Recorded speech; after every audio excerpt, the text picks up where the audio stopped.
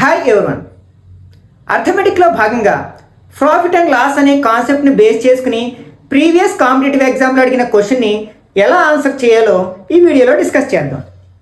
ఒక వస్తువు ప్రకటిత ధర ఎంఆర్పి అంటాం కదా, అదే మార్కెట్ ప్రైస్ అంటాం, 550గా గుర్తించబడినది.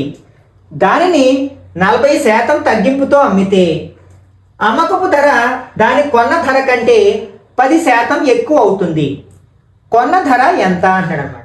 ఓకే, ఫర్ ఎగ్జాంపుల్ ఇక్కడ మనం మార్కెట్ ప్రైస్, నెక్స్ట్ ఇక్కడ selling price and cost price, 3 different prices ఉన్నాయన్నమాట. ఇదేంటి ప్రకటిత ధర, ఇదేమో అమ్మకపు ధర, ఇది కొన్న ధర అనమాట.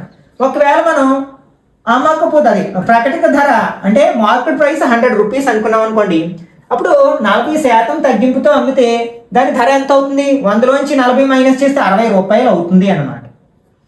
ఓకే, అప్పుడు అమ్మకపు ధర దాని కొన్న ధర కంటే 10% ఎక్కువ.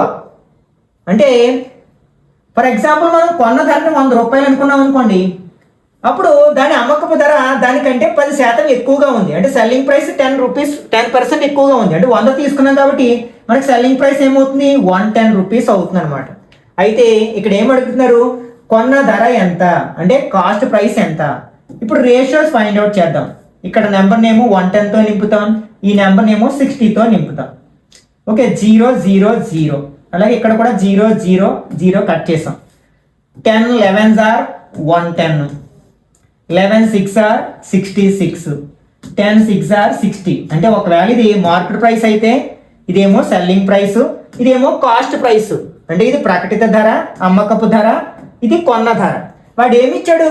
మార్కెట్ ప్రైస్ ఇచ్చాడు, 550 రూపాయలు అని ఇచ్చాడు అన్నమాట. మనకి ఎంత వచ్చింది? 110. అంటే ఇది 110 దేంతో ఇంటూ చేస్తే 550 వస్తుందంటే 5తో ఇంటూ చేస్తే వస్తుంది. కాబట్టి మనకి సిపి కావాలంటే దీన్ని మనం 5తో ఇంటూ చేస్తే వస్తుంది అనమాట.